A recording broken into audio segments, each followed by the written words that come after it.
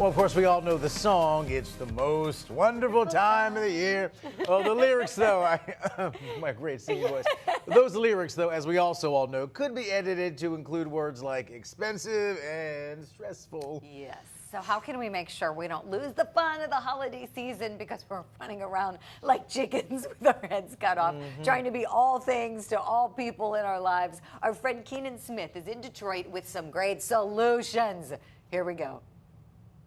No, it's a short word, but it can be hard to say, especially during the holidays. But with all of the requests for us to drop by, do a favor, bake a batch, support a cause, shop till you drop, and all the other ways we're asked for our time, money, and attention, saying no more could be the key to happiness. Why is it that we have such a difficult time saying no?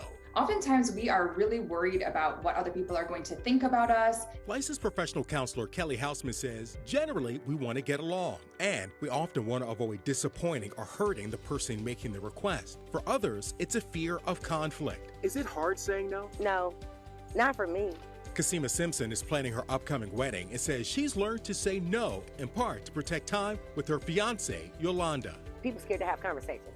If I can't make it, even if I've committed to it, I have no problem making a phone call or sending a text and saying, I'm sorry, I can't make it. Being honest with those making the request and yourself is essential in taking on less and may actually protect that relationship down the road. It's better to be a little bit uncomfortable having these conversations than it is to be angry and bitter that you signed up for something that you just don't have the bandwidth to deal with. Houseman has some tips for saying no. First, she says to remember what you gain by saying no. Is it less stress? Does it free you up to spend time with your family? Does it take the strain off your finances? Keep those benefits in mind. Also, no can be a complete sentence. A lot of people try to explain or say sorry or apologize, but again, just a simple no is enough on its own. And if they keep pushing, tell them simply, that doesn't work for me. You just keep saying that and holding your boundaries strong. If the request is one you may actually consider but aren't sure in the moment, tell them you'll get back to them. That will allow you time to consider the pros and cons and make a thoughtful decision. A shopper, Khalees, who I caught up with, says it's important to know what you can and can't do, even though she would love to give everybody everything. With a flood of donation requests, it's impossible.